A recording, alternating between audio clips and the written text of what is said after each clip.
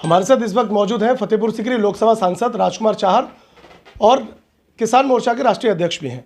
सांसद जी, चुनावी बिगुल आपने बटेश्वर नाथ के दर्शन करने के बाद में बजा दिया है, क्या कहना चाहते हैं इस पूरे विषय पर कि बटेश्वर नाथ को आपने क्यों चुना? देखिए, सबसे पहले तो भारत के लोकप्रिय प्रधानमंत्री, विश्वप्रिय नेता, यशस्वी प्रधानमंत्री आदरणीय श्री नरेंद्र मोदी जी को हृदय से धन्यवाद देता हूँ कि एक छोटे से सामान्य परिवार के लड़के को, जिसके हिस्से में 2 बीघे ज़मीन भी नहीं आती है, उसको उन्होंने पुनः लोकसभा का प्रत्याशी बनाया। बटेश्वर कल गए थे, बटेश्वर धाम है, बटेश्वर के ब्रह्मलाल महाराज जी के प्रति हमारी आस्थाएं हैं और बटेश्वर मेरा ही नहीं, पूरे आगरा के लिए और पूरे देश के लिए गौरव की बात है।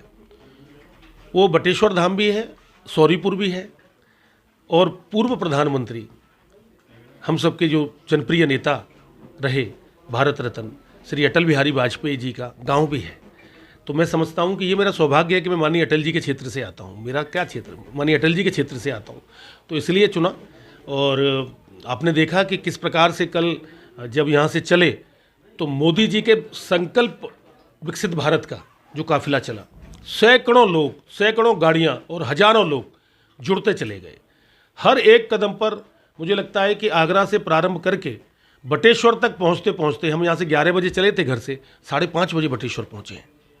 तो आप समझ सकते हैं, कहीं हमने भाषण भी नहीं दिए, कहीं हम सभा नहीं करी, स्वागत लेते गए, मालाएं लेते गए, लोगों ने फूल मालाएं, लोगों ने साफे वो बांधे, होड़ मची रही। क्यों? वो राजकुमार चाहर के लिए नहीं, वो प्रधानमंत्री नरेंद्र मोदी जी को तीसरी बार प्रधानमंत्री बनाने के लिए। तो इस प्रकार का एक वातावरण जनता के अंदर है।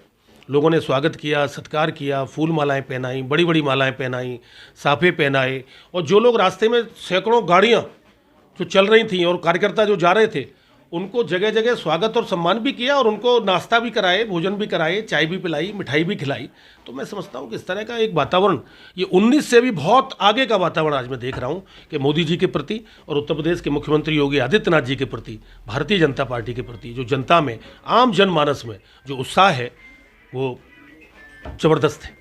सर, ये पहला मौका देखने को मिला था कल, जैसे कि आप पूरे काफिले के साथ में जब बटेश्वर के वहाँ पर पहुँचे थे चुनावी जनसभा को संबोधित करने के लिए, तो ये देखा गया कि करीब 108 जगहों पर आपके स्वागत सम्मान किए गए। तो ये मुझे लगता है कि कहीं ना कहीं बहुत बड़ी ये बात है और पहला मैं ये मौका देख रहा हूँ। देखिए, 108 का अंक तो अपने आप में इतना शुभ होता है कि आप समझ ही सकते हैं।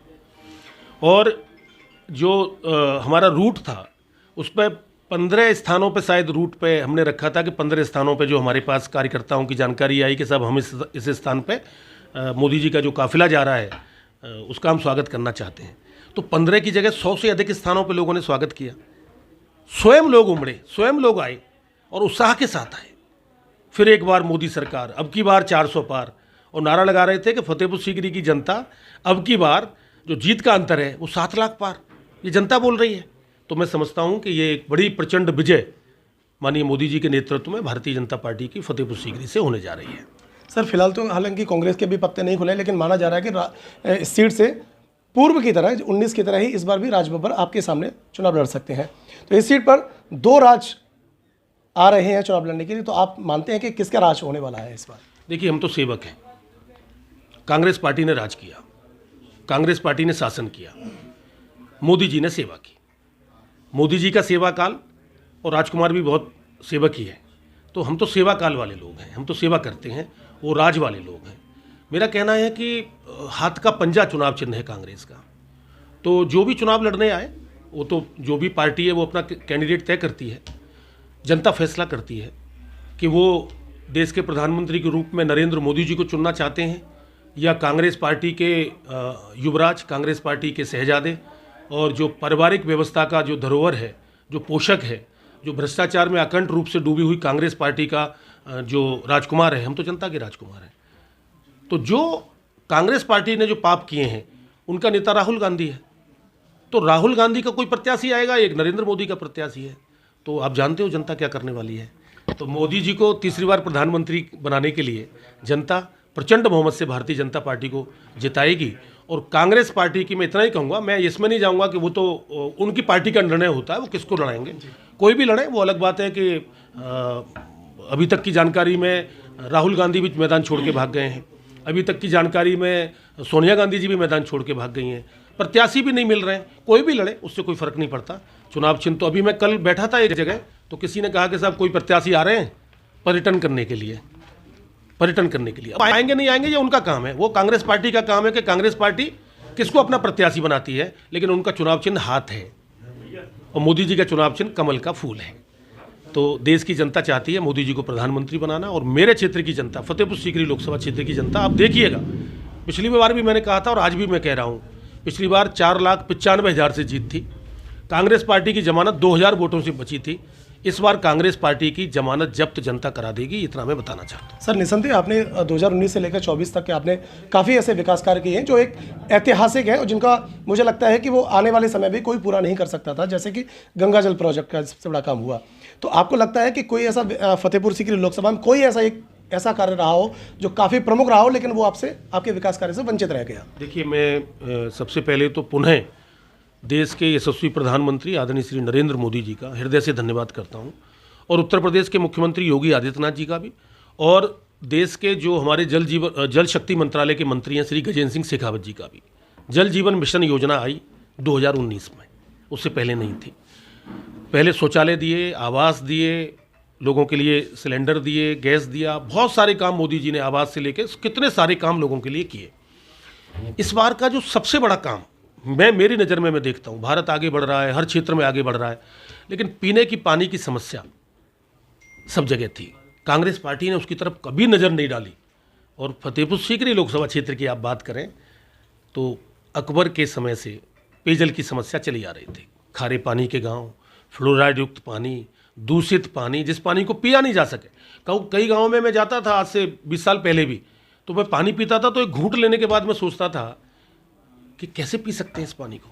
सच मानिए, मैं बहुत ईमानदारी से बोल रहा हूँ, मैं जब युवा मोर्चे का जिलाध्यक्ष था, किसान मोर्चे का जिलाध्यक्ष था, या बजरंग दल का जिला संयोजक था, तो उस समय जब मैं गांव में जाता था तो उस समय मैंने यह संकल्प किया था कि अगर ईश्वर ने मुझे कभी अवसर दिया जनता की सेवा करने का, तो मैं सबसे पहले सरकार में जाके ये निवेदन करूंगा कि मेरे यहाँ की पानी की समस्या का स्थायी हल कर दो, परमानेंट, हमेशा के लिए। तो गंगा जी तो परमानेंट है, तो गंगा जल के लिए मैंने माननीय प्रधानमंत्री जी से निवेदन किया था कि साहब मेरे यहाँ घर घर नल में गंगा जल दे दीजिए।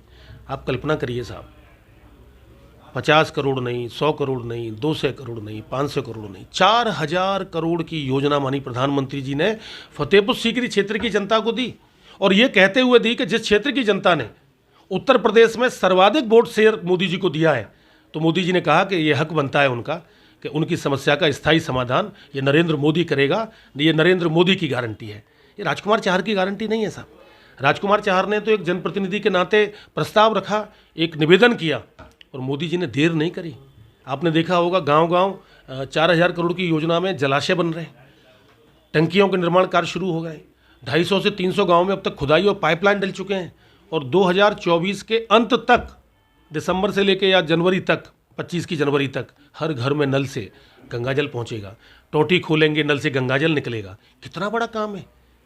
देश की आज़ादी के बाद का मैं कहूँगा सबसे बड़ा काम आगरा के इतिहास में, सबसे बड़ा काम ब्रज के इतिहास में। तो इतना बड़ा काम मोदी जी ने किया है। जब गंगा मैया नल से जल में आएंगी तो आप समझ सकते हैं कि मेरे फतेहपुर सीकरी क्षेत्र की जनता किस प्रकार से दुआएं देंगी मोदी जी के लिए कि मोदी जी जुग जुग जियो। अभी भी कह रहे हैं सब, इतना बड़ा काम करके मोदी जी ने दिया है। आलू का अनुसंधान केंद्र अंतर्राष्ट्रीय स्तर का जो भारत में अकेला आया, वो भी मोदी जी ने और योगी जी ने आगरा के सिंगना में, मेरे लोकसभा क्षेत्र में मैंने निवेदन किया। मैंने कहा आलू की बेल्ट है मेरे यहाँ, मेरे किसान का जीवन बन जाएगा, पूरे भारत के किसानों का जीवन बनेगा, उनकी आय बढ़ जाएगी, आप ये मुझे दे दो। तो फतेहपुर सीकरी में सिंगना पर 128-30 करोड़ की लागत से वो तैयार हो रहा है। गाँव में लोगों के आगरा में ठहरने के लिए जगह नहीं थी, किसान भवन का प्रस्ताव भी मैंने करा दिया है। पॉलीटेक्निक कॉलेज गर्ल्स का मेरे यहाँ बच्चियों के लिए नहीं था, रोहता में जगह दान में ली, मैंने भीख मांगी मैनेजमेंट से। मैंने कहा साहब मेरी बेटियों के लिए पढ़ाई के लिए पॉलीटेक्निक कॉलेज दे दो, बन के तैयार हो गया साहब 25 करोड़ की लागत से। श्रमिकों के बच्चों के लिए अटल आवासीय विद्यालय 68 करोड़ की लागत से चल रहा है साहब। मेरे श्रमिक के बच्चों की बेटियां उच्च स्तरीय पढ़ाई फ्री में पढ़ रहे हैं बच्चे, बेटे और बेटियां 6वीं से 12वीं तक। कितने कॉलेजेस, राजकीय महाविद्यालय, ITI, मिनी स्टेडियम और हर तहसील में मिनी स्टेडियम बनेगा। आगामी 1 साल के अंदर कोई तहसील बाकी नहीं रहेगी जिसमें मिनी स्टेडियम नहीं हो मेरे खिलाड़ियों के खेलने के लिए। तो जो बन सका था पूरी ताकत से किया है। पार्टी ने किसान मोर्चे का राष्ट्रीय अध्यक्ष बनाया, दुनिया की सबसे बड़ी पार्टी। पूरे देश में मुझे जाने का अवसर मिला, किसानों की समस्याओं को समझने का अवसर मिला। उन सबको ले जाके मैंने देश के प्रधानमंत्री नरेंद्र मोदी जी के सामने रखा है और मोदी जी ने कहा है कि किसानों की हर समस्या का समाधान कराया जाएगा।